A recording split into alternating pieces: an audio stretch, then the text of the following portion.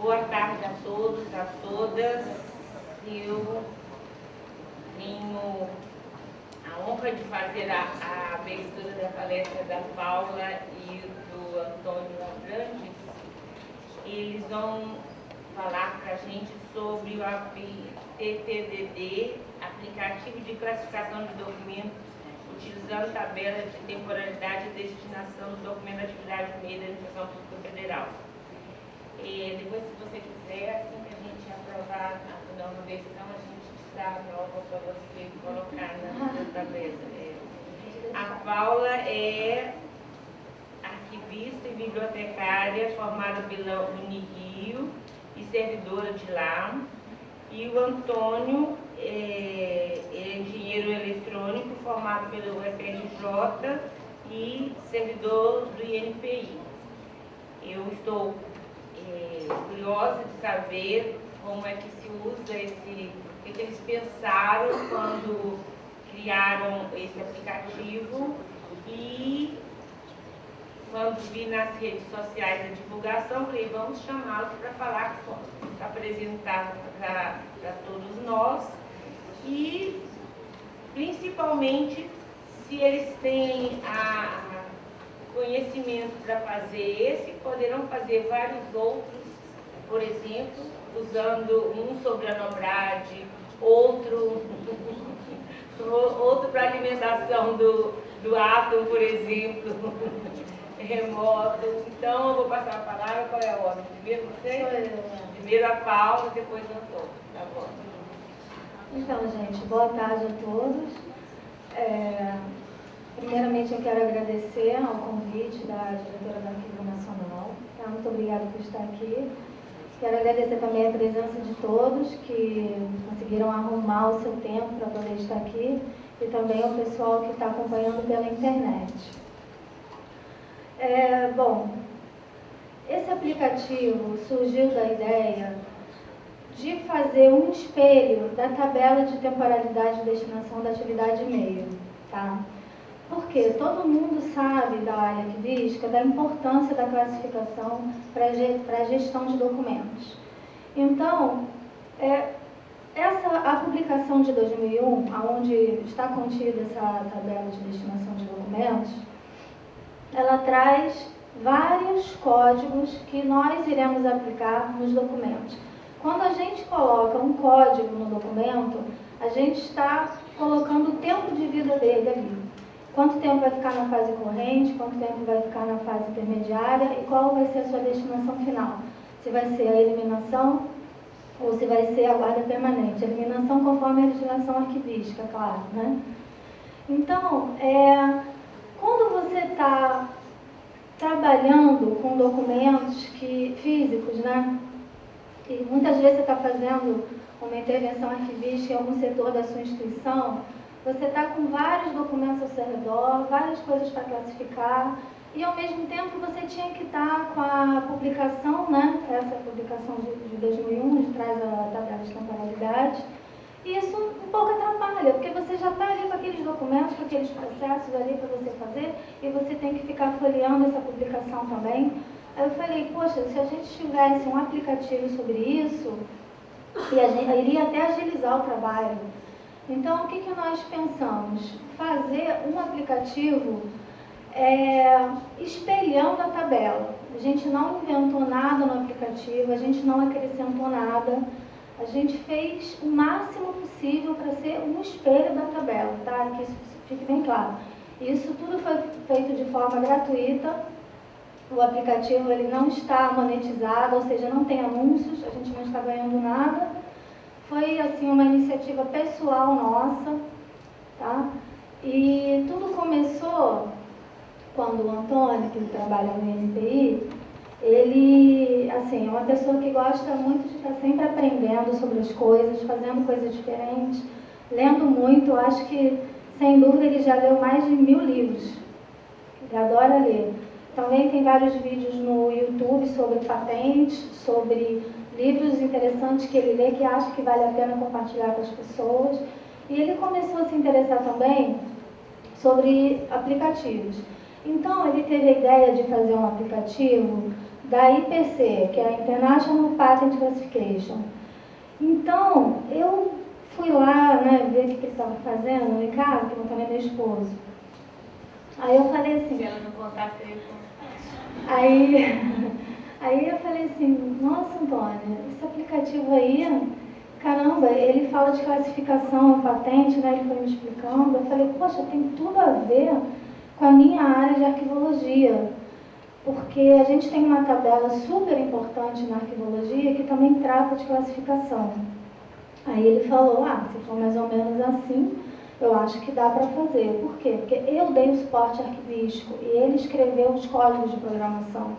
Mas eu fui direcionando o trabalho dele, como precisava ser feito, o que precisava ser alterado, o que tinha que ter, o que não podia ter.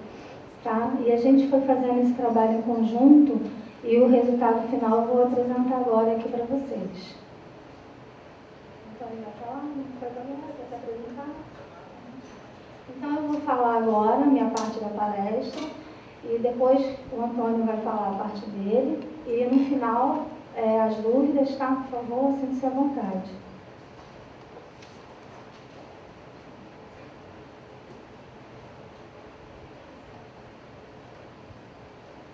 Pode tirar.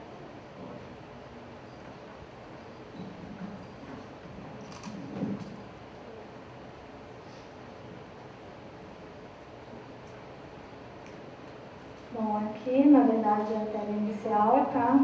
O Antônio é engenheiro eletrônico pela FRJ, mestre em engenharia biomédica pela COP FRJ e doutor em História da Ciência pela Fiocruz. Eu sou arquivista e bibliotecária formador pela Unirio. Eu fiz primeiro arquivologia, depois biblioteconomia e fiz, junto com a biblioteconomia, eu fiz essa pós-graduação em gerenciamento de projetos. Aqui nós temos no Google Play, se você acessar pela internet, né, você vai ver aqui a carinha do nosso aplicativo. Acessando pelo Play Store, que é onde você baixa direto o aplicativo no seu celular, você tem a carinha dele também da mesma forma. E aqui foi o que eu falei, ó, tá vendo? Foi esse primeiro aplicativo que ele criou.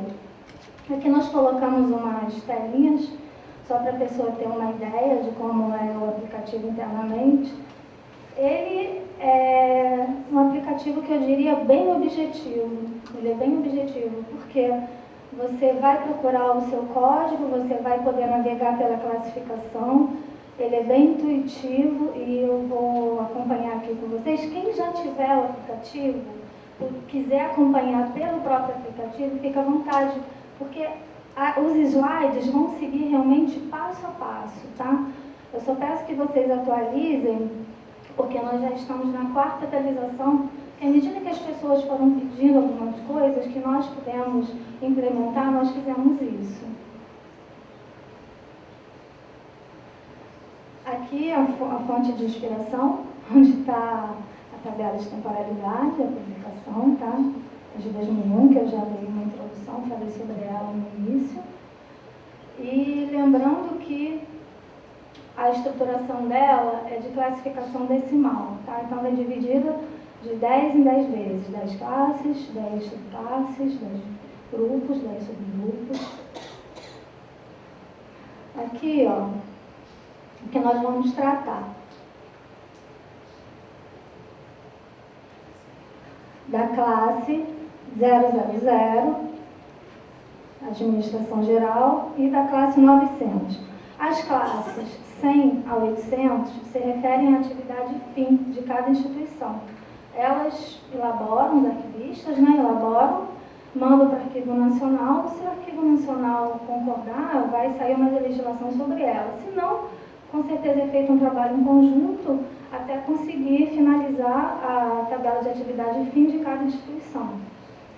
Então, aqui nós temos as classes, né? Classe 000, um exemplo de subclasse, de grupo e de subgrupos.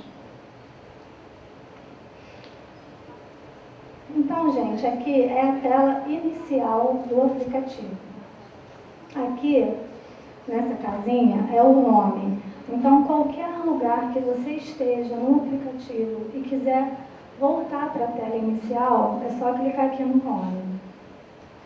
Esse AA é o índice do aplicativo, onde tem a tabela de assuntos, o índice de assuntos, que também espelhou a tabela espelhou o que está na publicação. Nós não criamos nenhum outro índice, tá? Foi tudo que está lá.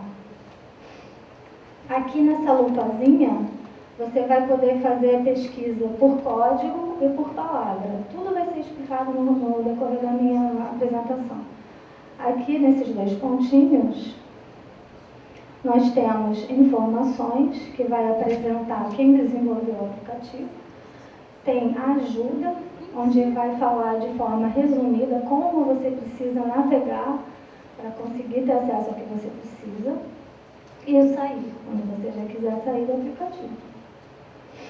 Então, aqui eu vou apresentar o passo a passo, a apresentação, tá? Tem o nosso e-mail pessoal, qualquer dúvida que a pessoa tenha, sugestão, ou acha que tem alguma coisa que está faltando aí, se a gente puder implementar, a gente vai implementar. Lembrando, gente, que isso, como foi feito de forma gratuita, a gente disponibilizou o nosso tempo pessoal fazendo isso aqui.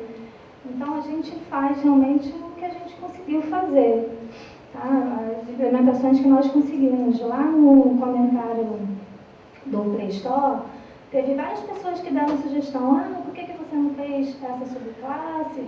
Por que você não faz uma busca por assunto, ou código, né?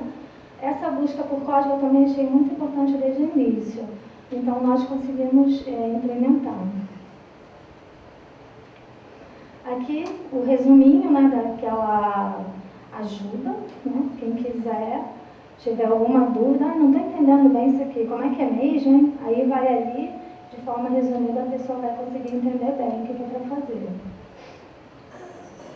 Então, voltamos aqui na tela inicial, eu vou começar a navegar pelo aplicativo. Eu vou clicar no 000, Administração Geral. Quero dar um exemplo para vocês da subclasse 020, pessoal. Você viu que eu cliquei em 00, ele trouxe todas as subclasses que estão inseridas na classe 00, tá? Então, de cara, você já tem acesso a isso. Vou clicar no 023, quadros, tabelas e políticas, que é um exemplo que eu criei aleatoriamente, para poder estar aqui mostrando na palestra. Vou clicar aqui no 023.1 e vou clicar no 023.11, admissão, aproveitamento. E onde é que eu vou chegar com isso? Vou chegar nessa tela aqui, ó, ele vai dar um aviso aqui embaixo, ó, não tem subgrupos. Isso é se você quiser estar com curiosidade. Mas esse código tem mais algum outro subgrupo que eu não saiba? Não tem, ó, deu um aviso ali. Se tiver, seria abrir uma outra tela, tá? Cliquei e fiquei clicando por 2 segundos ali no código que eu estou pesquisando e vai trazer para vocês a temporalidade do código. Então, no início, né, quando a gente estava desenvolvendo, até ficou uma tela assim de 2 segundos. Plift, essa é a temporalidade. Mas aí eu falei assim, caramba, não dá para ser assim, porque às vezes a gente tem que ficar com essa tela de temporalidade aberta mais tempo. Então se criou uma outra tela só para isso, para ficar com essa temporalidade fixa na tela, caso você queira tirar alguma dúvida. Mas é isso mesmo? Não, deixa eu conferir aqui, deixa eu ver se é isso mesmo. E aquela ali já está aberta para não restar dúvida nenhuma. Voltando aqui na tela inicial, eu vou navegar agora com vocês no índice de assuntos, tá? Eu voltei ali na tela inicial, com uma questão aqui de didática da palestra, mas eu também poderia clicar ali no índice de assuntos, que também da mesma forma iria para essa tela aqui. Então, como que está organizado esse índice de assuntos? Você tem ali uma ordem alfabética. Eu quero algum assunto entre A, B e a G, é só clicar aqui, onde está indicando a seta, e ele vai mostrar o assunto que você está procurando. Eu entrei logo no primeiro, abastecimento de veículos, ele vai trazer o código, 042.4. E aí eu cliquei, ele trouxe como resultado. Isso eu achei, gente, sinceramente, muito bacana do aplicativo. Olha, ele vai trazer toda a hierarquia superior que esse código está inserido. Então, você, de cara, você já vai ter um conhecimento amplo de tudo que está envolvido ali naquele assunto, todas as funções, a hierarquia, entendeu? Às vezes a gente está trabalhando no dia a dia, classificando, aí surge uma dúvida. Eu falei assim, não, mas isso daqui não é desse código, porque na hierarquia parece que não pertence a esse. Aí às vezes até surge assim, não, mas é desse sim, não é, fica naquilo. Então o aplicativo já trazendo isso daqui, ó, com certeza vai dirimir essas dúvidas. Eu vou clicar nele por 2 segundos, sempre lembrando disso, e ele vai trazer a temporalidade, ó, tá? Ó, o código, assunto, fase corrente, intermediária e a destinação. Sendo que, caso seja um código que tenha observação, também vai estar escrito aqui nessa tela, tá? Então, agora eu vou falar aqui sobre a pesquisa de código diretamente. Eu não quero navegar pela tabela, não. Eu já sei qual é o código, eu só estou querendo saber qual é a temporalidade. Então, coloquei aqui 036.1, a título de exemplo, vou colocar em procure. Ele, da mesma forma, vai te trazer a hierarquia, tá? O que esse subgrupo está inserido. Clicando nele, por 2 segundos, ele vai te trazer a temporalidade, ok? Agora eu vou dar um exemplo de pesquisa por palavra. Coloquei aqui o exemplo da palavra termo.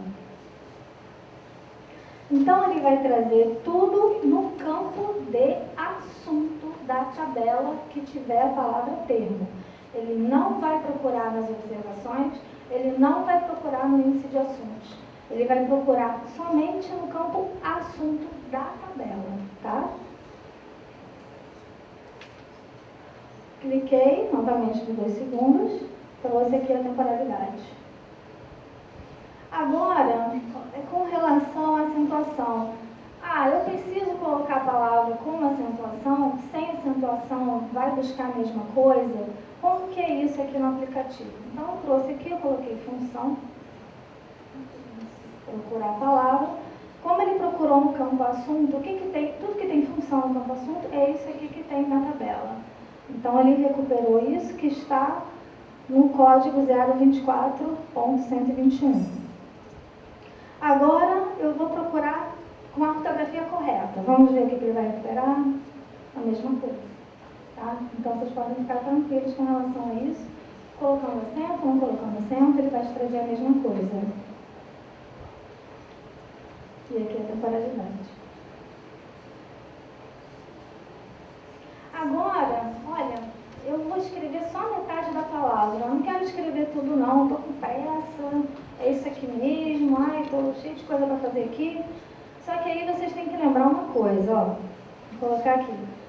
Quanto menos específico você for na palavra, ele vai te trazer uma recuperação mais exaustiva. Bom, se você escrever a palavra mais corretamente possível, isso eu não estou falando de acentuação, tá? Estou falando da palavra inteira. Ele vai te trazer uma busca mais específica, tá? Mas é uma opção do usuário. A gente colocou aí livre para ele escolher o que ele quer. Se ele quer uma busca como resultado mais exaustivo, trouxe aqui, ó, tem aqui, func, aqui também, né? Vocês veem que ele até cedilha ele recuperou, então como não tem esse problema. E aqui também, tá? Agora, voltando aqui na tela inicial, eu vou conversar com vocês agora sobre as adaptações que nós fizemos no aplicativo para se espelhar na tabela ou no índice de assuntos, tá? Então, vamos lá. Essa duplicação de entradas, na verdade, o que seria? Vou dar um exemplo que acontece no 020. aqui no 020, olha só, nós vamos encontrar 021, legislação, enquanto vigora 5 anos, guarda permanente e tem a sua observação. Isso aqui é um print que eu tirei da tabela, tá?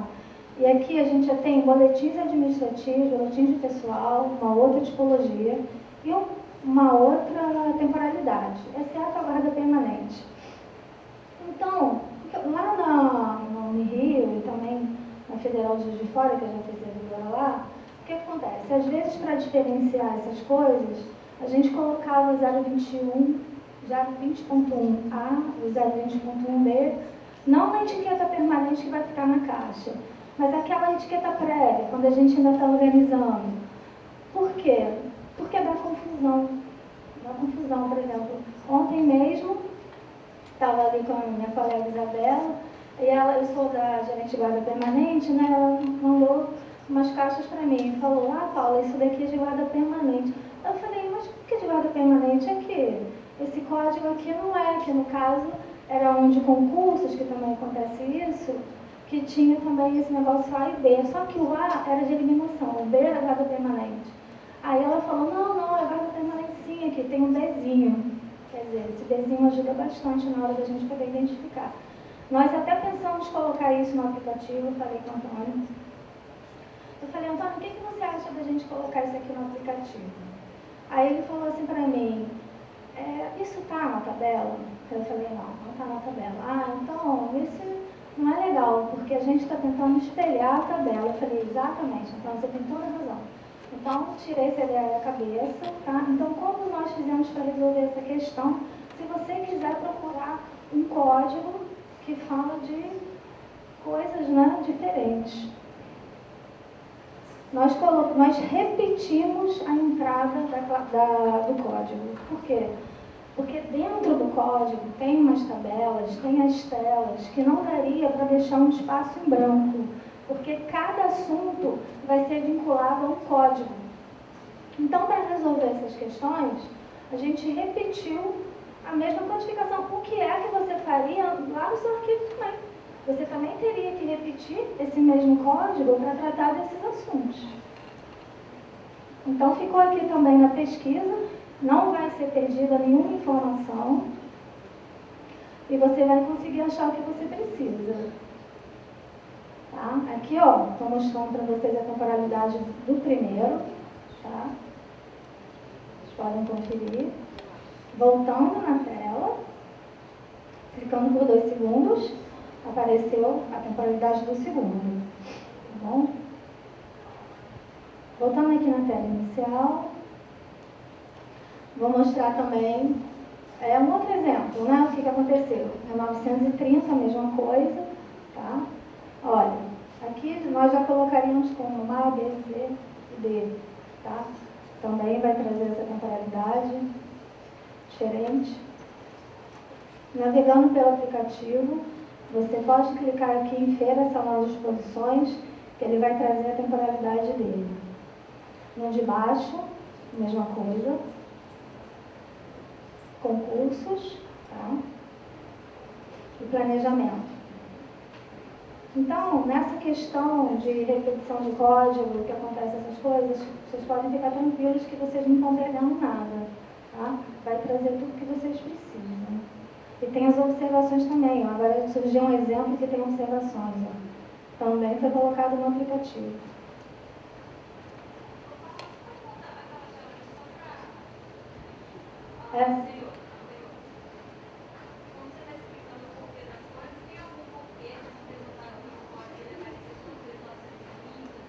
Então, é isso que eu estou falando agora. Tem, mas eu vou explicar depois, tá? Então, aqui, se eu quiser buscar o 930, sem ser por essa navegação no aplicativo, buscar pelo código direto, também vai recuperar, tá? Por isso que é importante atualizar o aplicativo, porque no início não estava recuperando. Mas como nós detectamos isso, a gente fez essa implementação aqui, de vir também esses 930, ou qualquer outro código que aconteça a mesma coisa, também ele vai trazer aqui a recuperação da informação que vocês estão precisando. Então, agora as habitações com relação ao índice de assuntos. Vamos lá. Então, cliquei ali no AA, tá? Está ali na seta. E agora, o exemplo que eu quero passar para vocês está aqui entre tabela de pessoal e tributos, tá? Optei por colocar aqui o exemplo. Aqui, eu trouxe para vocês aqui um print também da publicação, que ele traz tempo de serviço. Eu vou voltar aqui um instante. Tempo de serviço. E o tempo de serviço eu tenho adicional de tempo de serviço, averbação e eu tenho contagem. Então, como eu tenho subdivisão desse assunto, não daria para colocar nessa tela aqui do índice, tá? Então, como nós fizemos? Você clicando ali, ele vai te trazer para essa tela. E nessa tela aqui, você clicando, ele vai te trazer também o assunto que você está procurando, com a hierarquia superior, tá? Desse subgrupo. Vai também dar informação que não tem subgrupo, caso você queira, senão é só clicar por 2 segundos e já vai ir direto lá na temporalidade, tá? Aqui, ó. Tá aqui a informação. Agora já é um outro exemplo. Se vocês prestarem atenção, vocês viram que em tempo de serviço, ele não tinha um código atrelado a ele diretamente. Ele só tinha subdivisão aqui embaixo. Acordos não. Acordos ele já tem um código vinculado a ele, além de ter uma subdivisão, tá? Então, como é que nós fizemos? Colocamos acordo sozinho aqui, quando ele tem essa subdivisão. Se você clicar nele, vai mostrar a subdivisão e vai mostrar o subgrupo dele. Ó, cliquei novamente, já aparece também da mesma forma.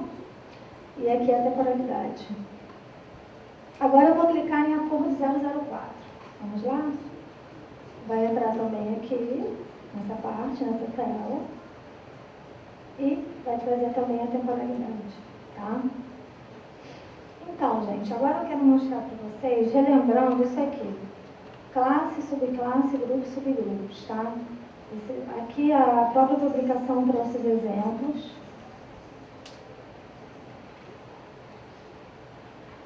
Então, aqui eu fiz um print da tabela e olha só, nós temos aqui 000 e abaixo de 00 nós temos os grupos, porque a subclasse está aqui, ó. Então, para ir direto de classe para grupo, não dá para fazer esse salto dentro da tabela interior do aplicativo. Ele obrigatoriamente tem que ser classe, subclasse, grupo e subgrupo. Então, o que nós tivemos que fazer? Tela inicial. Esse 00 aqui, na verdade, ele não era para aparecer nessa entrada, porque nessa tela era para vir somente as subclasses. Mas acontece que a gente tem um grupo atrelado ali no 000. E você clicando nele, você vai ter acesso a ele, tá? Temos aí todos os grupos que estão vinculados ao 00. Isso também eu vi na CDD, né, na classificação decimal de Digo, que também acontece isso. Você tem lá o 000, aí eu achei uma navegação na internet que clicando no 000, ele também vai te trazer os subgrupos, como foi aqui também, tá?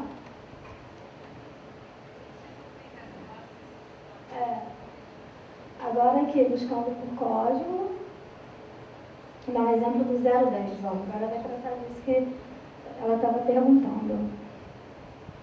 Aqui também uma coisa, uma outra situação. Por que ele trouxe 010 duas vezes, tá? Porque nós temos no 010 grupos atrelados à subclasse 010, que são esses grupos aqui. O 011 está repetido ali, porque acontece a mesma coisa, de ter temporalidade de destinação final diferente. Então, ele trouxe grupos aqui, na subclasse 010, e também no 010, nós temos subgrupos, são esses aqui, ó. Tá? Então, se você quiser navegar, procurar alguma coisa pelos grupos, você vai naquela primeira opção. Se for pelo subgrupo, já é na segunda opção. Isso também, se não me engano, aconteceu nas outras subclasses. Tá? Agora, voltando aqui na tela inicial, um outro exemplo de duplicação aconteceu na 060. Vou clicar aqui como exemplo na 062. Ó, 062 apareceu novamente. 062 é um grupo, tá? Mas ele está junto da tela dos subgrupos. Mas por que isso aconteceu?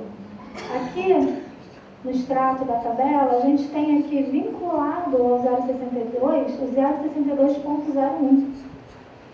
Então, para eu ter acesso a ele, eu vou ter que ter o 062 junto nessa tela aqui dos subgrupos. Clicando nele, vai recuperar a temporalidade. Tá? Então, gente, a minha palestra era essa, explicar a navegação do aplicativo, explicar as adaptações que nós fizemos, por que nós fizemos. Às vezes as pessoas podem ver ali no índice de assunto, nossa, mas está aparecendo a cor 2 vezes, por quê? Por que está aparecendo essa palavra 2 vezes? Eu não estou entendendo, eles erraram? Eu falei assim, não, gente, a gente não errou, não é um erro. A gente reproduziu o que está na publicação, que também não significa que seja um erro. É só uma forma de expor informação. Tá? Agora, Antônio vai falar aqui a palestra dele. Ele vai explicar como de PDF a gente conseguiu fazer um aplicativo. Tá? Muito interessante essa parte que ele vai falar, gente.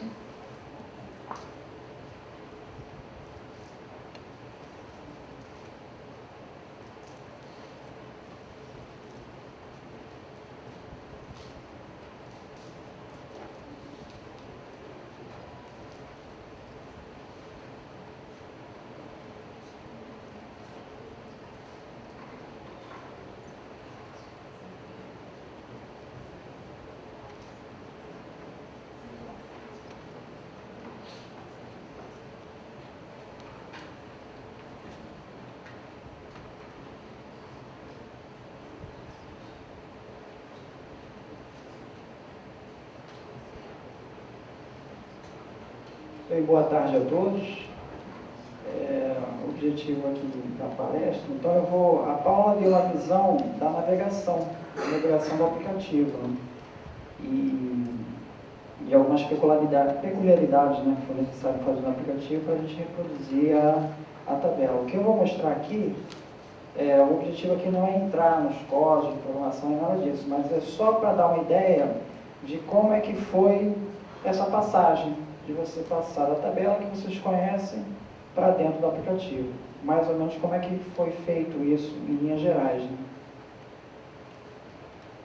Então, o objetivo da palestra é mostrar mais ou menos quais são os passos que foram necessários percorrer para sair do PDF para dentro do aplicativo.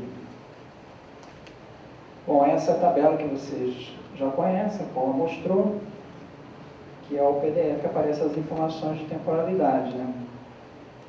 Então, o primeiro passo vai ser o quê? Eu simplesmente vou marcar esse PDF todo e vou dar um Ctrl+C, Ctrl+V. Simplesmente isso. Eu vou levar isso para um editor de texto comum. Pode ser o Word, qualquer editor. Um editor que não insira nenhum caractere, né? Um editor simples. Bom, passei para esse editor, obviamente vai vir tudo bagunçado, né? Tudo bagunçado, mas não tão bagunçado assim, mais ou menos bagunçado. Bom, como é que vai funcionar a estrutura da coisa? Eu vou ter um navegador, a ideia do navegador vai ser que cada tela vai ser um nível da hierarquia. Então, aquela tela inicial que a Paula mostrou são as classes. Você clica numa classe, você vai para as telas de subclasse. Clicou na tela de subclasse, você vai para a tela de, ou melhor, vai para a tela de grupo, né? Clicou, vai para de subgrupo e assim você vai descendo o nível da hierarquia. Então, cada tela, eu coloquei aqui o nome dos programas, né? A primeira tela, a tela de classe, vai se chamar mainActivity.java, isso dentro do Android Studio, né? Então, cada tela está associado a um programa. Tá?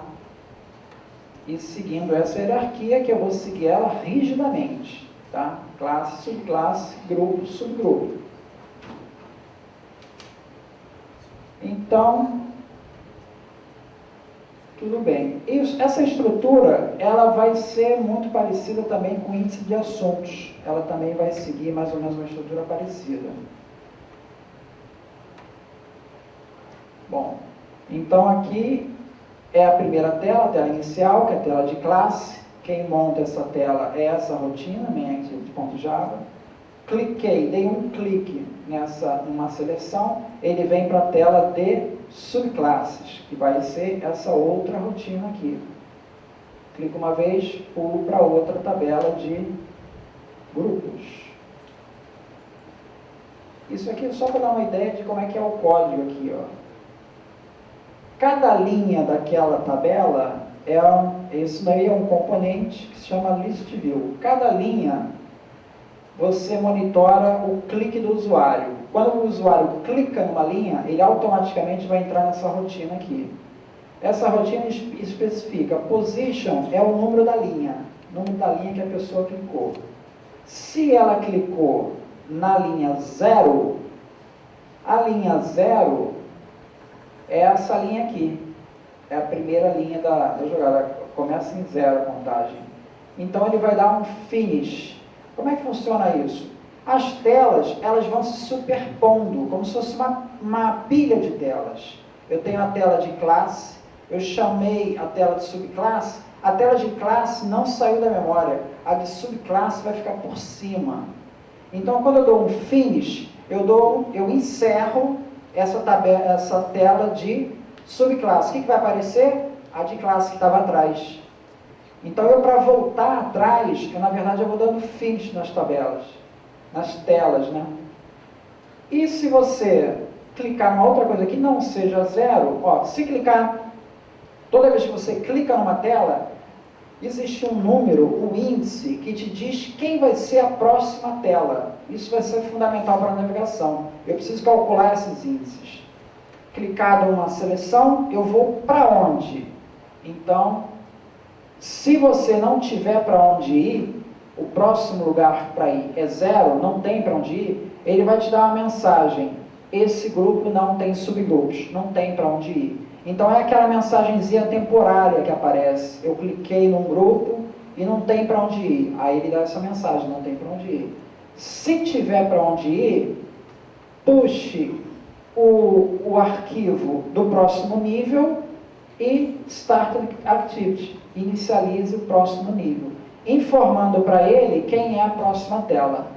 Então, basicamente, isso aqui só para ter uma ideia de como é que funciona o mecanismo. É um conjunto de telas que se superpõem e, fundamental, vai ser um índice para dizer para onde você vai.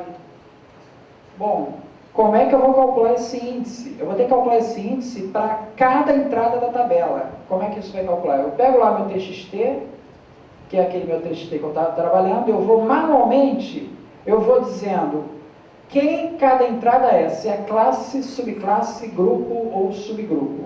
Onde na hierarquia ele está. Aí vou separando isso, esses intervalos por ponto e vírgula, e vou fazendo isso pelo texto todo, manualmente isso. Isso é a parte mais trabalhosa do trabalho. Porque você não pode errar uma ponto e vírgula. Se você errar o ponto e vírgula, já bagunçou tudo. Bom, aí recomenda-se a gente dar uma olhadinha para ver se a gente não esqueceu nenhum ponto e vírgula. Então, esse arquivo TXT, eu vou converter em CSV. CSV é um arquivo texto que ele está separado os campos por ponto e vírgula. E eu leio isso no Excel. Então, o Excel, vou entrar nessa opção aqui, ler dados de texto, obter dados. Ele vai obter dados separados por ponto e vírgula. Aí eu vou para a próxima tela, ele vai aparecer no Excel, tudo certinho. O número do símbolo, a hierarquia que eu botei, né, de grupo, subgrupo, não sei o que lá, o assunto, temporalidade, não sei o que. Se eu esquecer algum ponto e vírgula, eu aqui já vou ver que está errado, eu vou lá e corrijo ponto e vírgula. Pronto, beleza. Cheguei então aqui na minha tabela. Próximo passo, lembra que o meu objetivo é calcular os índices. Eu preciso calcular os índices. Eu poderia calcular os índices na mão? Poderia calcular na mão. Só que vai dar uma trabalheira enorme. Então o que eu vou fazer? Eu vou pegar esse arquivo CSV, eu vou ler esse arquivo, vou carregar numa base de dados MySQL. Tem um programa PHP que eu escrevi, ele vai ler esse arquivo CSV, linha por linha, e vai transpor a mesma informação para a minha base MySQL. Tá? Com a minha base MySQL, eu vou criar um programa em PHP que lê esse troço aqui e calcula os índices, que são essas colunas aqui. Então, essas colunas aqui, elas me dizem quem é o índice atual da página, daquele nível, e qual é o próximo índice. Tá? Então, por exemplo, se você está nesse lugar aqui, ó, no 010, Organização e Funcionamento de Normas e Regulamentação, se você clicar, você vai para o 11. Quem é o 11? O 11 é esse cara aqui. Vai para registro, órgãos competentes, registros e regulamentos, etc. Aqui eu tenho toda a navegabilidade do esquema. Isso é automático, tá? Eu tendo o arquivo TXT com todos os grupos lá identificados, separados por campos, a rotina aqui já lê isso, já me calcula automaticamente os índices, eu não preciso me preocupar com isso. Aí, tudo bem, calculei os índices, o que ele vai fazer? Ele vai criar um arquivo XML. Por quê? Porque o XML é um formato que deixa tudo separadinho. Depois o meu programa vai ler mais fácil isso aqui. Então, o que eu vou ter? Eu vou ter lá esse ID aqui, não serve para nada. Esse grupo é o meu grupo, né, o 000. A hierarquia dele, isso aqui é uma classe. O assunto é a administração geral. Fase corrente, no caso, não tem. Temporalidade para o 000 não tem. Fase intermediária também não tem. Destinação e observações também não tem. Tá? Então, aqui no 000 você apertar prolongado, né, der um clique prolongado, não vai aparecer nada, porque não tem temporalidade para isso. E aqui vem os dois índices fundamentais. O 0 é o índice da tela inicial. Tela inicial, índice 0. Se você clica nessa opção, ele vai para a tela do 1. Quem é o 1? Aí ele sai procurando aqui quem é o 1. Quem é que tem índice 1? Opa, esse cara aqui é o índice 1. Ele vai aparecer com 000, vai aparecer o 010, 020, 030. Então isso aqui eu tenho toda a navegabilidade. Aí eu peguei o meu XML, que eu gerei o XML. Eu poderia criar o XML na mão, do zero. Eu pego o PDF e vou gerar o XML na mão, com o editor de texto comum. Pode também. Vai ser meio difícil. À medida que a tabela vai ficando grande, esses índices aí, meu amigo, vai começar a ficar impossível calcular esse índice. Você teria de automatizar, mas é uma outra opção. Carregou o XML, eu vou carregar, isso aqui é o ambiente do Android. Aqui tem todas as páginas que eu falei, ó, main activity está aqui, KNDS, KDN, KDG, tem todas as páginas que estão aqui dentro. E tem um lugarzinho aqui, um diretório que eu criei aqui, XML, que vai aparecer o tal do XML. Então eu criei o XML e passo ele para cá. Então, por exemplo, eu quero criar uma outra tabela, né? Quero criar a tabela fim. Teoricamente, a estrutura do programa é a mesma, a única coisa que eu tinha que fazer é pegar esse XML, gerar o XML com os índices, que dá toda a navegabilidade. Tendo o arquivo XML, eu coloco ele aqui. O resto vai tudo igual. A diferença não tem diferença. A princípio não teria diferença. Então é isso. Eu queria destacar, assim, ressaltar mais uma vez, a Paula já falou sobre isso, né, que para esse programa, né, assim, para a gente, para mim, pessoalmente também, foi uma grande surpresa esse programa, porque tudo começou com um programa desenvolvido para classificação na área de patentes, o negócio não decolou, tá? Não rolou, e aí veio a ideia dos arquivos, e para nossa surpresa, realmente a adesão foi considerada bastante significativa.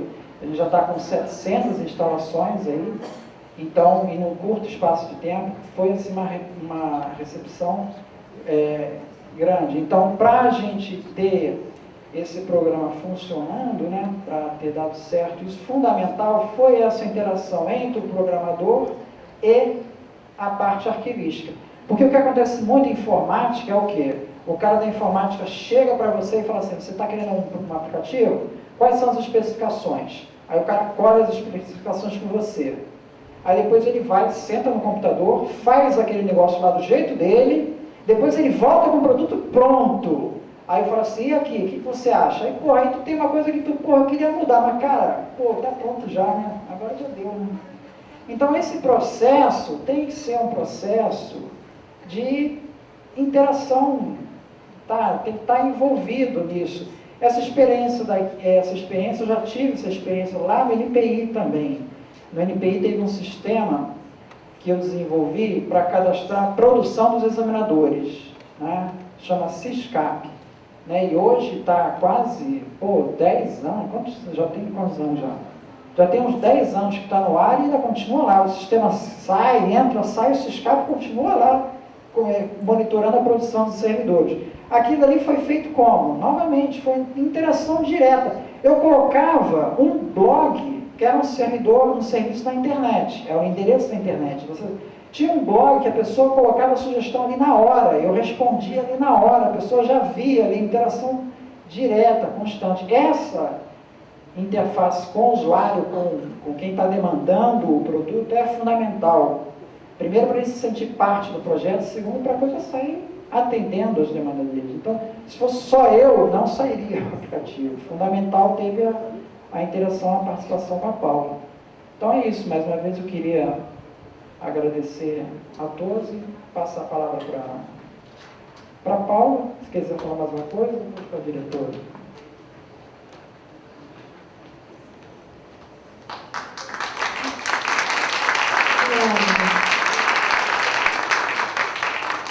Então, gente, eu quero dar uma boa notícia para os arquivistas e o pessoal das IFES, tá? Nós também desenvolvemos a TTD Fim das IFES.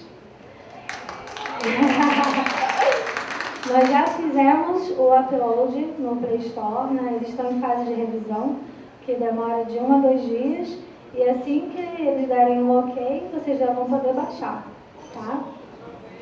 TTD Fim, aí embaixo IFES, tá?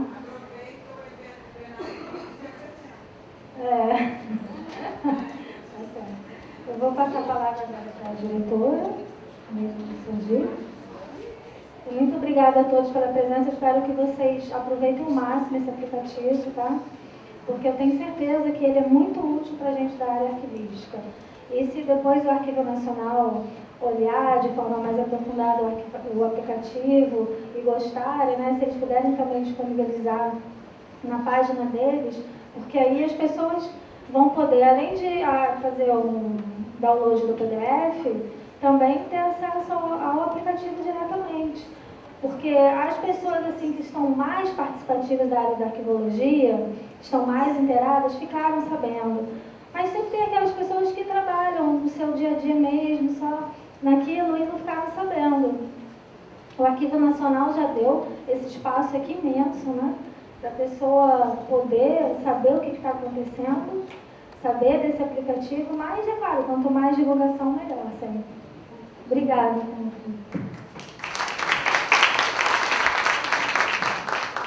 Bom, eu quero agradecer a Paula e ao Antônio, perguntar quando chega a versão para Apple.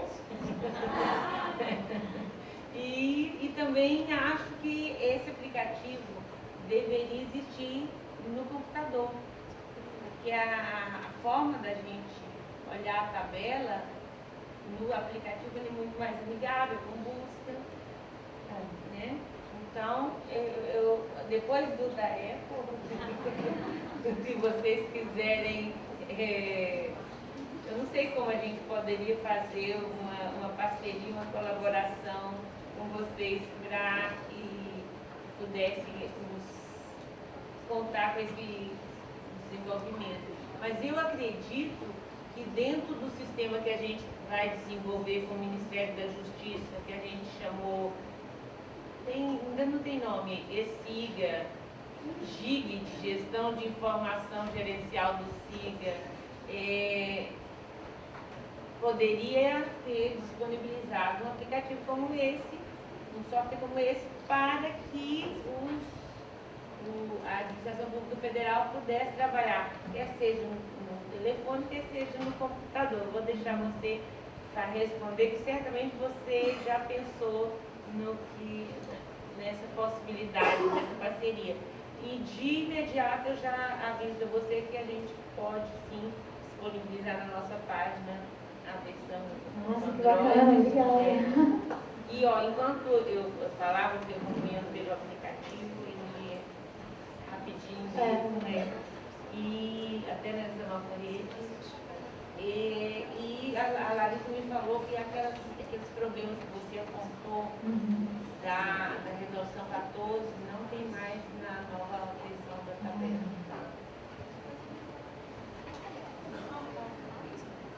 Acho que sim. Bom, aqui, bom, eu sou servidor do NPI, certo? Então, assim, a minha orientação em matéria de desenvolvimentos é voltados para o NPI, né? Então, eu estou até desenvolvendo outras coisas. Então, assim, eu confesso que essa é a minha orientação. Eu não teria como assumir o compromisso de novos desenvolvimentos, porque a gente poderia fazer uma parceria no sentido de a gente transferir essa tecnologia para o Arquivo Nacional e isso não teria problema.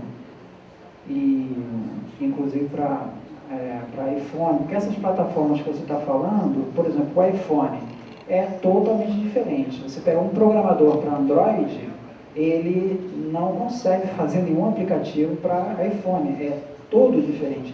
Inclusive, eu nem teria como desenvolver, porque para você desenvolver para o iPhone, você precisa ter um Mac.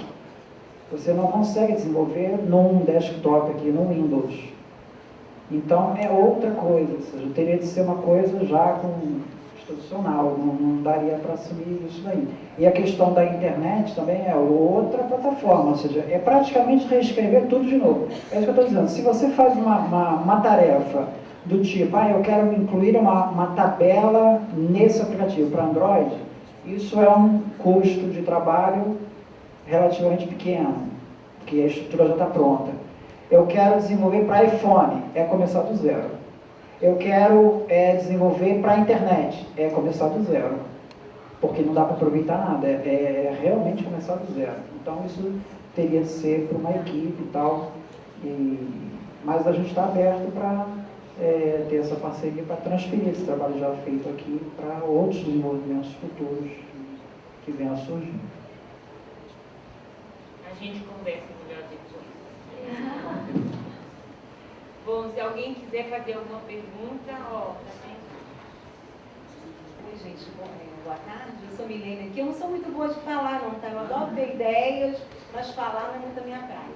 E eu estava muito curiosa para assistir a palestra, porque eu também, há um tempo atrás, quando comecei a analisar a listagem, eu sentia a necessidade da gente ter alguma coisa assim que pudesse ser automática, entendeu? E aí até sugeri a equipe, enfim, e também achei engraçado que eu também recorri ao meu marido, que não é do órgão, não tem nada a ver, mas como ele entende de informática, eu perguntei, e aí, tem como a gente fazer? Não, tem sim. Claro que essa coisa do PDF é mais difícil para transformar, mas enfim, eu passei para ele, a gente ficou no estudo, depois acabou ficando na coordenação, não sei nem como está isso hoje aqui, enfim. Mas eu adorei essa parte, embora seja diferente, né, porque a minha ideia era a eliminação de documentos, a listagem, não a classificação. Então, eu queria realmente parabenizá-los. Achei o máximo a gente conseguir ter uma ideia e concretizar a ideia. Eu acho isso tudo de bom. Queria também parabenizar quem está, não sei quem está fazendo essa coisa dessas palestras de inovação, que eu acho que é a diretora mesmo. Então, puxa, que bom, porque eu acho que a gente está precisando muito disso. A gente tem que voltar a pensar em coisas mais objetivas para o nosso dia a dia. E também queria aproveitar, né, porque já vivo tendo ideias, algumas boas, algumas péssimas, da gente colocar na nossa intranet um cantinho das ideias, alguma coisa assim, porque às vezes a gente fica muito dentro da nossa sala, e não consegue, assim, a parceria de colegas, entendeu? E talvez isso fosse interessante, ter essa janelinha, compartilhando ideias, né? Como a gente viu numa palestra anterior de inteligência compartilhada, não era isso? Coletiva, então a gente poderia ter esse campinho na nossa intranet. Que de repente um colega que está comigo pode não comprar a minha ideia, mas alguém do Arquivo Nacional, olha, Milene, gostei, vamos conversar, vamos chegar juntos? E aí a minha proposta seria essa, a gente ter um espaço para troca de ideias, compartilhamento de ideias, não sei o nome que seria, e aí a gente, quem sabe, a gente não consegue melhorar muita coisa assim, no funcionamento da casa, né? Enfim, era isso que eu tinha para falar, gente. Meus parabéns mesmo. Obrigada. Tá? Estou assim, apaixonada, tá bom? Que bom. Alguém mais? Oi, Paula, tudo bem? Oi, tudo bem, professora? Tudo bem. A minha pergunta é a seguinte, você lá na Uninews, vocês estão usando isso para o pessoal que está trabalhando a massa documental acumulada da atividade meio, basicamente, né? Não é para classificação nos protocolos. Não, aí já sai direto nos processos. Sim, mas aí o pessoal que atua nos protocolos setoriais também estão usando esse aplicativo? Sim, Também? sim. Ah, tá. Toda a equipe já está E usando. a aplicação da atividade finalística das IFES também vai ter essa possibilidade? Porque como você mostrou mais direto indo para a tabela, né? Eu identifiquei que é a aplicação dentro da massa documental acumulada a partir do momento em que já dá a temporalidade. Sim. Porque o pessoal do protocolo só vai colocar o código e o assunto. É assim, mas caso haja também alguma dúvida com relação ali, eu vou inserir um processo aqui no protocolo, um processo que chegou agora. Eu não sei se esse código é esse mesmo, caso eles tenham alguma dúvida, também podem buscar pelo aplicativo. Tá. E até fazer essa alteração de Não, é código. porque na realidade, né, o código vem antes da tabela, né? Sim.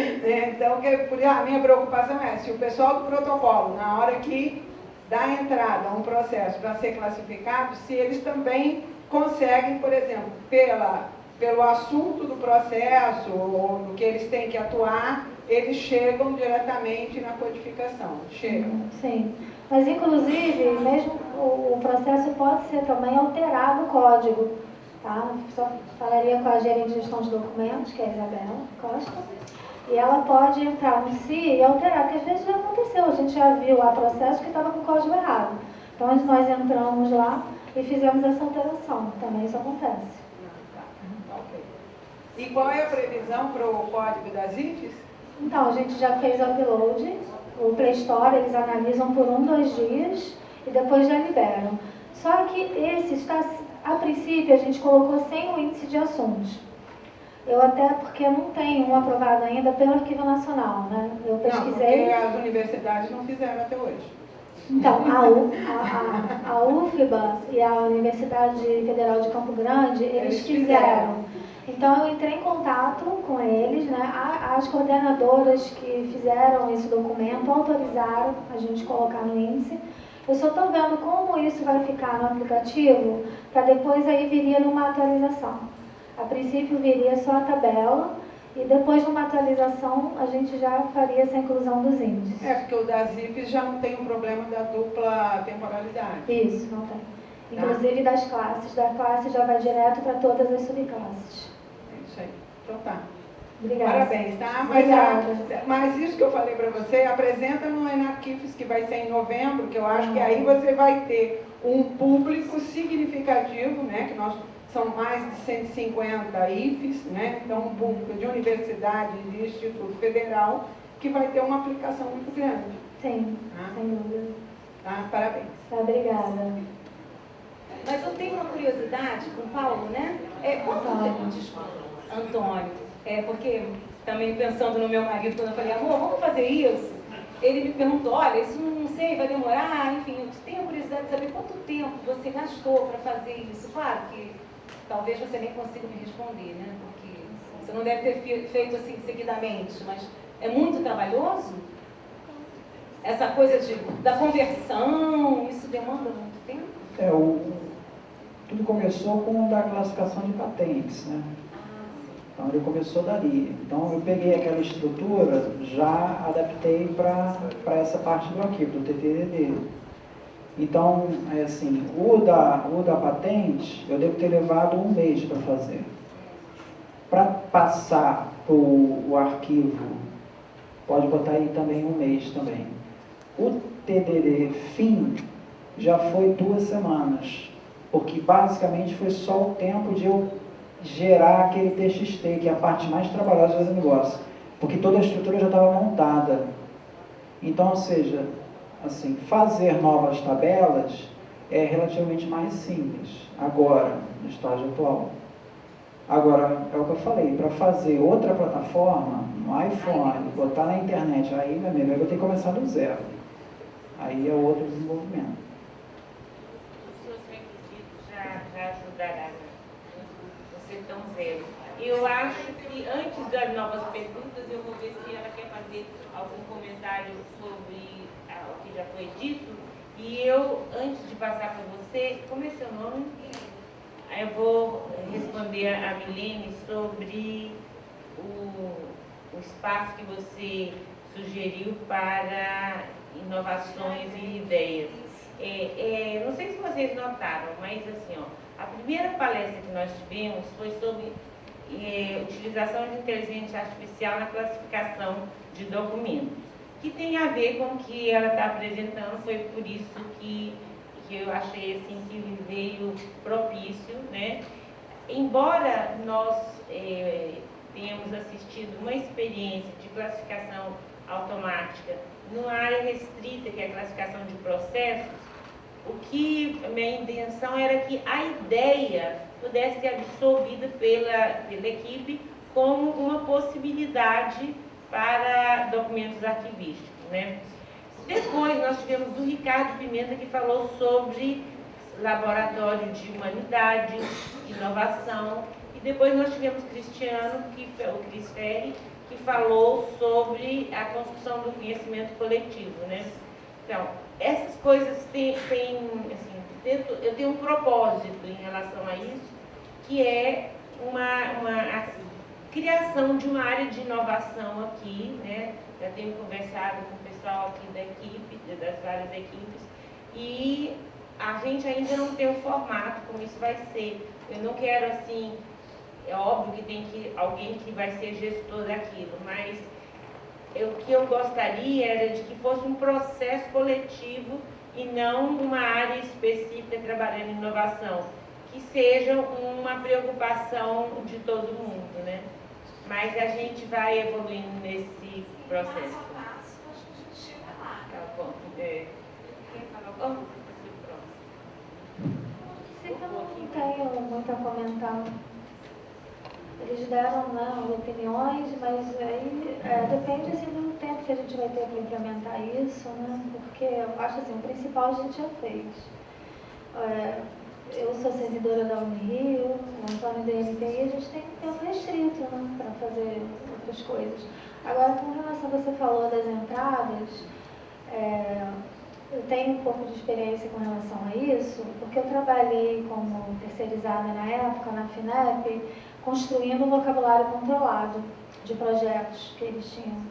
Então, eu fiquei lá, eu acho que foram 4 ou 5 anos. E isso me deu uma experiência grande nessa área de vocabulário controlado. Então, a gente tem uma perfeita noção como que tem que ter um assunto, né, um termo, a definição, e com relação às buscas também, né, e tudo isso relativo a que fala de vocabulário controlado. Paulo, só uma pergunta. Se você já tem o índice da Belafim, por que não caminha para o Arquivo Nacional e termina o processo? Não, o índice da tabela FIM, então, foi o que eu tinha dito, foi a UFBA que fez, né? E a Universidade Federal de Campo Grande. Eu entrei em contato com eles, mas então, quando vai passar do PDF para o aplicativo, antes eu tenho que dar uma olhada, revisar, entrar um a um para ver se está tudo certo. Porque às vezes nessa alteração de plataformas pode acontecer erros. Então, antes de eu divulgar para o público, eu dou uma olhada um a um para ver se está tudo certo. Se aquele assunto está remetendo realmente para aquele código, e isso é um processo demorado. Então, por isso que primeiro eu tenho que fazer essa revisão para depois vir numa outra atualização.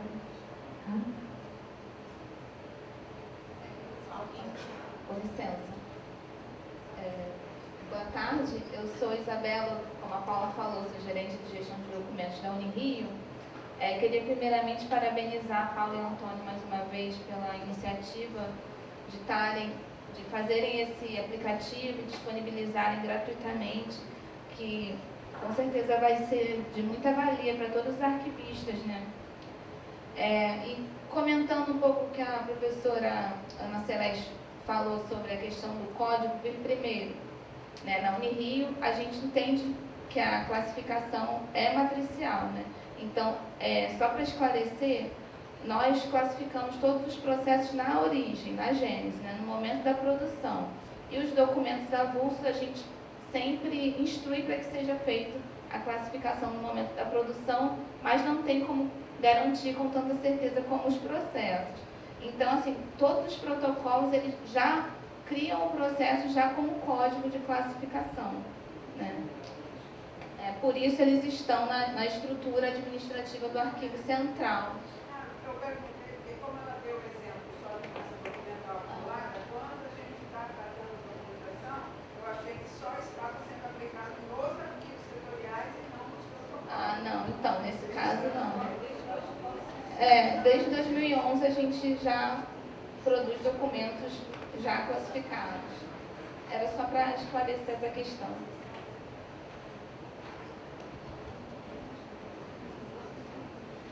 Mais alguma dúvida, alguma questão?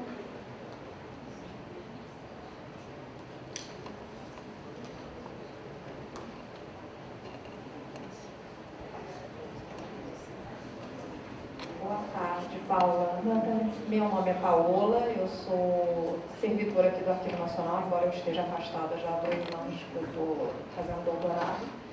Mas eu costumo acompanhar as publicações, os eventos aqui do arquivo e, como agora eu estou passando férias aqui no Brasil, vim, obviamente, saber o que está acontecendo, né? Acompanhar o evento, até porque eu fiquei curiosa pelo aplicativo. E como a diretora falou, eu também tenho o iOS, então não consegui baixar o aplicativo, eu estava olhando no telefone do colega. Mas, primeiro eu queria parabenizar pela iniciativa, sem dúvida, não só o Arquivo Nacional, mas a comunidade arquivística brasileira como um todo precisa dessas pequenas iniciativas que no todo fazem muita diferença. O trabalho de quem, principalmente de quem atua na gestão de documentos, é um trabalho de formiguinha, é um trabalho lento, difícil, burocrático. Então, sem dúvida, um aplicativo desse que todo mundo pode levar o código de classificação no bolso ajuda muito, não tenho a menor dúvida. Sim. Eu tenho 2 principais questões. A primeira, o Tyron até começou a colocar, que é a questão das notas explicativas, porque isso, de fato, ajuda muito. Eu não sei se tem como colocar no aplicativo, mas isso ajuda muito. É óbvio que eu não estou dando orientação técnica há 2 anos, que eu estou afastada, mas até eu sair, eu dava curso de classificação de documentos para a administração pública federal inteira, eu dava orientação, tem até a Beth aqui, que me encontrou aqui abraçando a pilastra do arquivo, que eu morro de saudades aqui, mas ela falou, Paulo, você está aqui e já estamos fazendo planejamento para daqui a 2 anos, quando voltar da orientação. Quando a gente dá um curso, a gente dá curso de classificação muito voltado para as dúvidas que aparecem quando as pessoas classificam documentos. Que é algo muito difícil. Sem a nota explicativa, isso eu reconheço que já é uma falha da Resolução 14, isso já é um problema que existe hoje na maior parte dos descritores, mas alguns têm a nota explicativa. Então, eu acho que se tiver alguma possibilidade de colocar, porque senão as pessoas vão olhar o aplicativo e vão acabar voltando no PDF. Eu, por exemplo, ando com o PDF no celular, porque sempre que eu tenho alguma dúvida, eu olho no PDF. As pessoas vão acabar voltando no PDF porque o descritor puro e simples, às vezes, gera mais dúvida do que esclarece, para quem não está habituado, principalmente, a usar o código. E a outra questão que eu fiquei na dúvida qual o objetivo exato do aplicativo? É ajudar a classificar o documento, é ajudar com a temporalidade e a destinação? Os dois. Eu vou explicar por que a minha dúvida. Porque, não como a Ana nota falou, explicativa. a gente vê muito na administração pública as pessoas classificarem pela tabela de temporalidade. Eu não sei se a gente podia pensar, e aí eu não estou falando para você pensar sozinha, não, estou falando que a gente pode conversar depois e a gente pensar junto, numa forma de tentar orientar, óbvio que o objetivo do aplicativo não é orientar, mas tentar deixar a temporalidade e a destinação, não sei se por trás ou como um segundo plano, porque as pessoas olham às vezes, vai classificar um documento, vai olhar o prazo de guarda e fala assim, não vou botar aqui não vou classificar aqui não, porque aqui é guarda permanente, vou classificar em outro código, e classifica errado. E isso é muito comum. É óbvio que o objetivo do app, do aplicativo, não é resolver problema de classificação.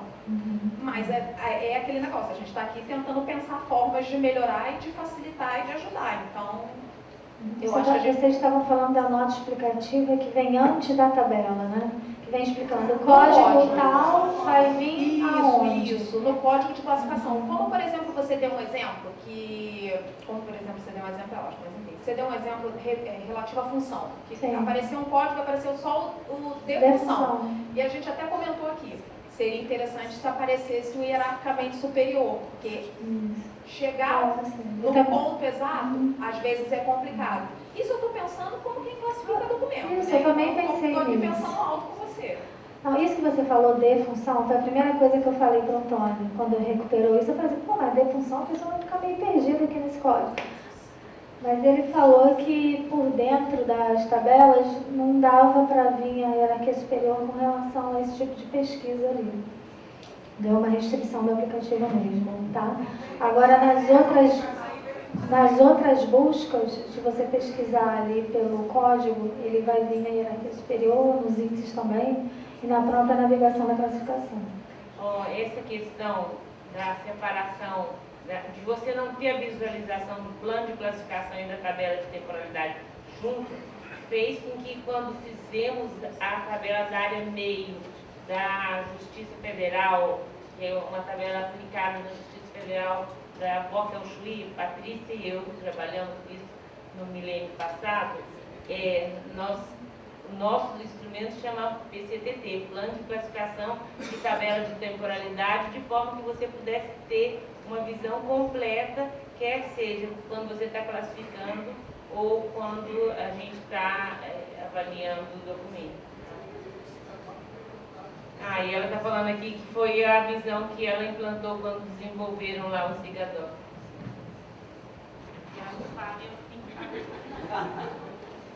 Só complementando aqui, tinha um problema parecido quando eu implementei o classificador de patentes. O classificador de patentes, quando você entra no site da OMP, né, aparece ali uma série de definições, e para cada grupo tem uma página inteira com definições, com exemplos e não sei mais o que.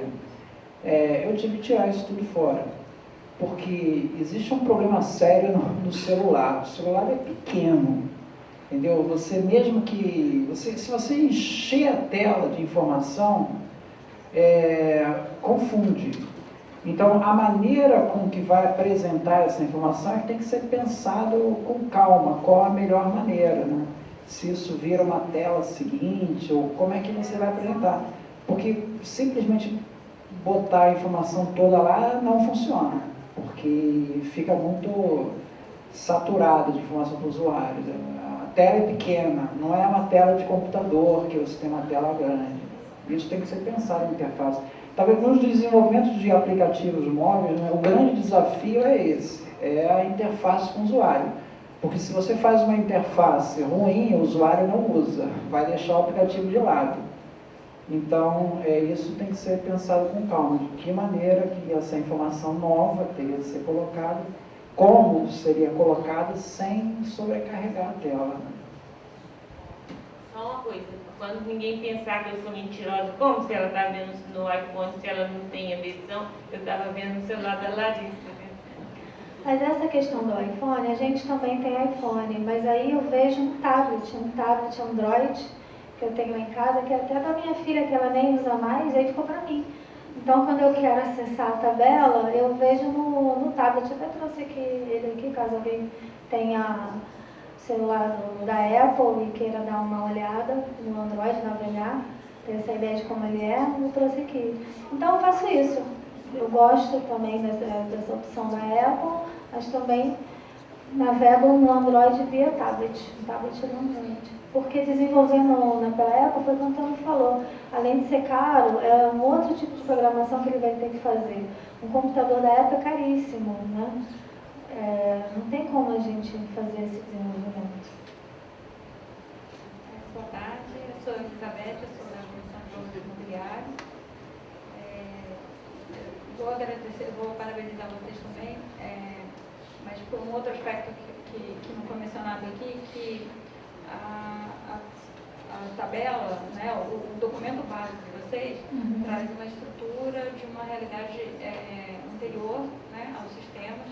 Então, quando você está só digitando, você pode ali, né, datilografando, você pode fazer na estrutura que você, metodologicamente, for mais adequado, né, que é o papel da resolução da 12 lá na tabela. E é a primeira vez que eu vejo uma solução tecnológica que interpreta tão bem, né, essas questões da hierarquia na tabela. Então, parabenizo vocês, realmente aí.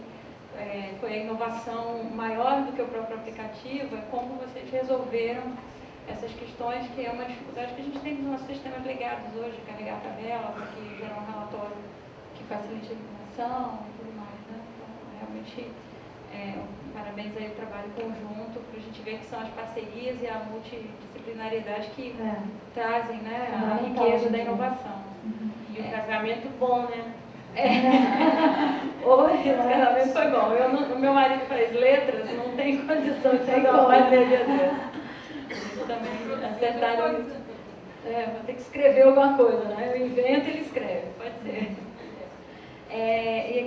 Queria, assim, não sei se foi o Antônio que foi muito objetivo na apresentação ou se parece mesmo que o trabalho está mais concentrado em fazer aquele TXT, e em sendo, né, esse o maior trabalho, se a transferência de conhecimento seria possível no sentido de parceria, né? Por exemplo, os órgãos que têm interesse de ter as suas tabelas fins também carregadas num aplicativo, se o órgão oferecesse, né, aprender e talvez conseguir carregar, e pudesse fazer isso também colaborativamente, que então, que órgão que tem condição de ajudar e, de repente, preparar o TXT da tabela X, Y, Z, para que o trabalho de vocês fosse mais de programação ou de revisão e não necessariamente o trabalho braçal de construir, né, o insumo. Né? E a outra pergunta que eu queria fazer poderiam ser feitas assim, pensando numa forma colaborativa de amplificar, né, essa potência que foi esse aplicativo que vocês fizeram. Né? Porque, na verdade, não é só o aplicativo, é a ideia por trás disso que realmente foi muito boa. E a outra é por que você usou MySQL. Eu não entendo nada de TI, tá, gente? Eu só reconheci MySQL e a linguagem PHP. São as mesmas do SEI, por isso até que eu reconheci. Queria saber se tem algum objetivo. Também as mesmas do Arquivo Nacional. Do Arquivo Nacional?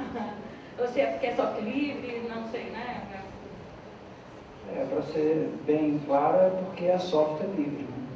Você tem o ambiente de programação, você tem o que chama a plataforma WAMP, né? Dentro do Windows. É o Apache, que você vai precisar, o servidor de internet, é o PHP e é o MySQL. Tudo isso é livre, não precisa pagar licenças. Né? Então, basicamente é isso. Além de ter uma comunidade grande. Né? Então, por exemplo, se tem uma dúvida, você bota na internet, aparece um cara lá, não sei da onde, lá da Tailândia, que resolveu o meu problema. Então, existe uma integração grande nesse sentido. O Android também é uma plataforma livre, né, do Google. Né? Eu acho que esses caras tinham que ser, sinceramente, tinham que ser santificados, os caras aqui. Porque, o benefício que os caras fizeram, entendeu? Botar esse desenvolvimento todo aberto para você fazer, o Android também é. O Android está tendo problemas hoje, né? Que você tem a linguagem que você usa para escrever aquelas telas, né? É a linguagem Java, né? E a Java é da Oracle. E o Android está tendo problemas para desenvolver novas bibliotecas por questões de propriedade intelectual com a Oracle.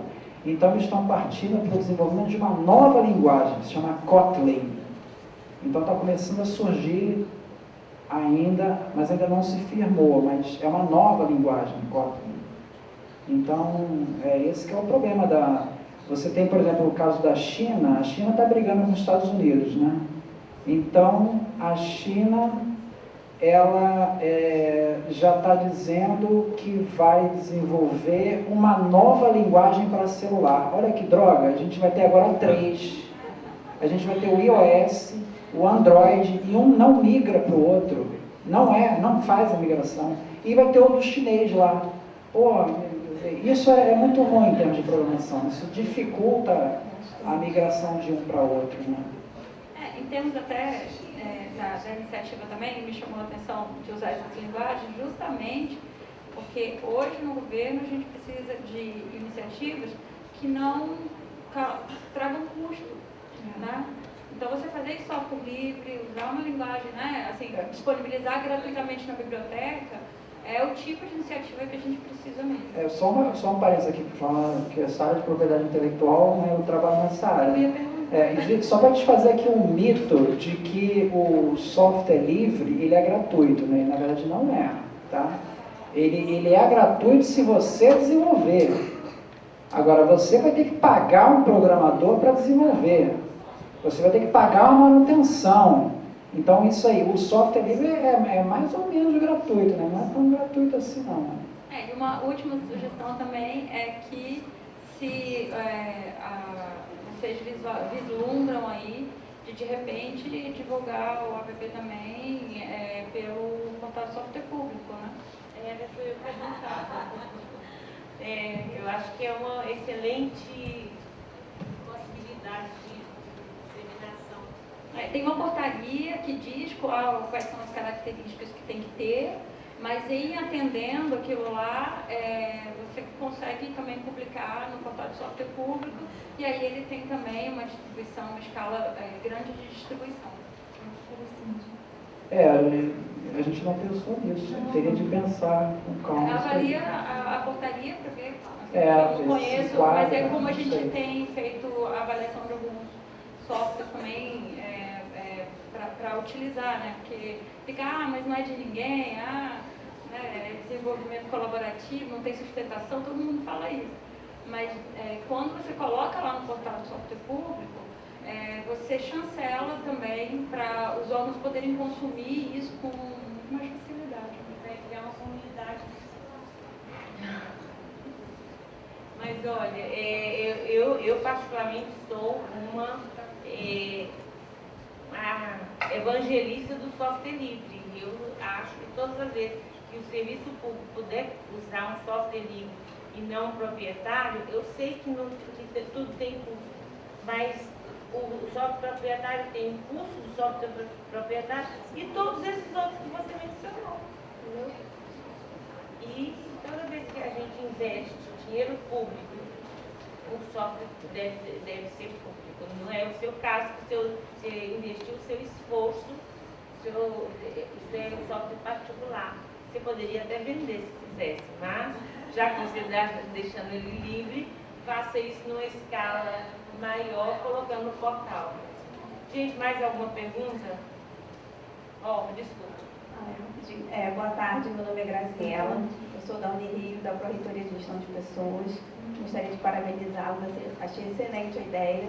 E assim, a minha dúvida, porque eu não sou da área de arquivologia, né? Eu sou jornalista de informação, e eu queria saber assim, se os servidores que não são da área conseguem acessar os códigos pelo aplicativo, ou precisa ter algum conhecimento?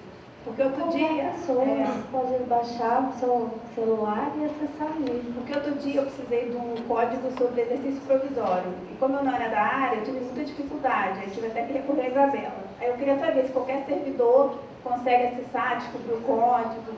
Consegue, sim. Inclusive, o próprio servidor, na verdade, ele que vai classificar aquele documento, né? Mas aí, se você estiver precisando de um curso específico lá para o Progep, né, é só entrar em contato com o Arquivo Central, que a gente pode disponibilizar esse curso para vocês. Tá? Porque o documento, a princípio, quando você vai produzir, ele já vai ter que vir com uma classificação documental. Mas é claro que ninguém vai, vou dar um baixo no santo aqui já se classificar, não é assim, né? Então, claro que você tem que ter uma preparação prévia para isso e qualquer coisa é só entrar em contato com o nosso e-mail da Clique Central, arquivo.central@unirio.br, solicitar um curso que a gente ministra lá para vocês. Tá? Obrigada, parabéns aí pela iniciativa e pela ideia. O diretor da Clique Central está aí do seu lado. Da Unirio. Tá, beleza. Oi, boa tarde. Meu nome é Gláucia. Eu não sou arquivista, eu sou bióloga do INPI como Antônia. Eu queria dar parabéns pelo trabalho que a dupla desenvolveu. E o meu testemunho é da outra ponta, né? Na verdade, o INPI tem muito trabalho a fazer nessa área de gestão documental. Tem uns 2 anos que a CEPAD foi reconstituída. Eu faço parte da CEPAD. E assim, eu sempre consultava a Daniele, que também é do INPI, mas tem uma formação em arquivologia. Legal. E agora, o meu trajeto, quando eu classificar o documento, e a gente já tem feito isso por conta do SEI, a gente já coloca tudo classificado, né? Primeiro eu uso o aplicativo, se eu tiver dúvida, eu vou na planilha, no PDF, e em último caso eu vou a Daniele. Então, assim, Bom para mim, isso. Quando eu não consigo Eu tirar toco dúvida, a Daniele. é a Daniele. E assim, o Mais Instituto... interativo, O Instituto inteiro faz isso, né? A gente tem classificado os documentos de área meio já. A gente teve um plano de destinação de documentos aprovado, os documentos que estavam acumulados no edifício à noite. E agora a gente está começando a fazer a nossa proposta de classificação de documentos da área crítica, inclusive de patentes. E a gente quer entrar aí nessa fila para ter também o aplicativo. O Antônio, que é da casa, então está perdido. A gente tem um membro da DIPA na CEPAD, que é a Kátia. A Kátia Gentil. Então, parabéns novamente, tá? Obrigada. Que bom que está sendo útil aí a todo mundo. Bom, mais alguma pergunta, pessoal?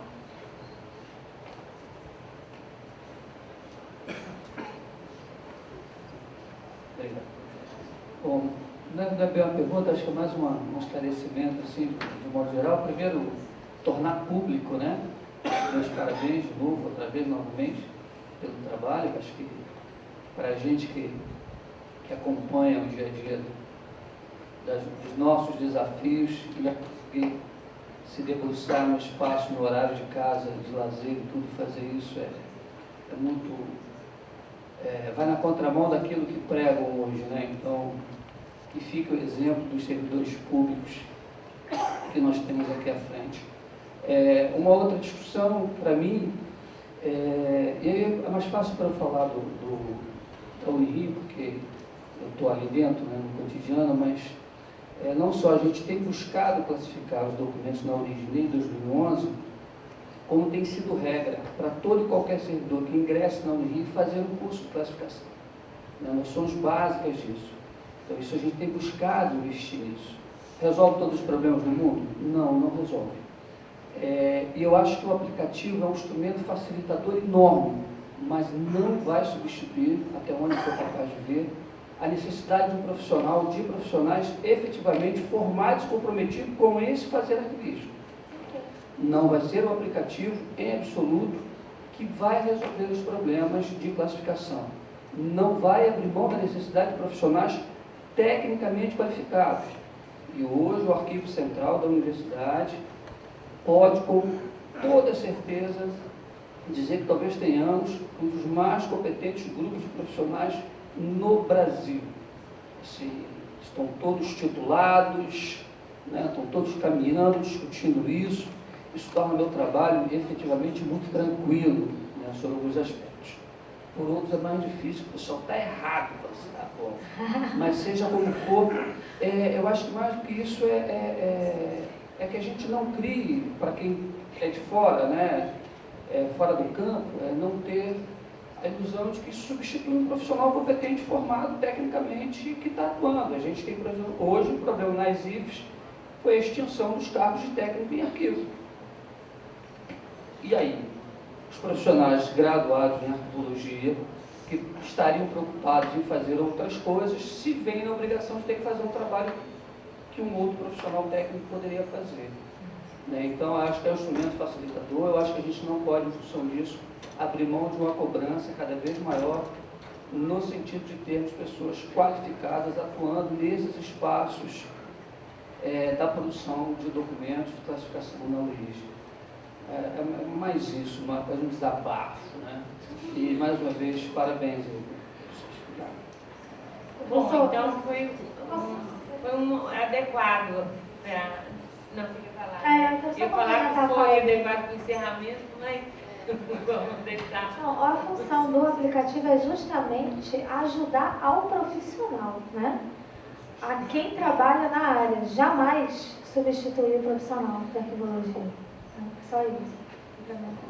Até porque não é só isso que a arquivista tem que fazer. Né? Claro. Bom, gente, eu agradeço a dupla, foi um prazer tê-los aqui. Foi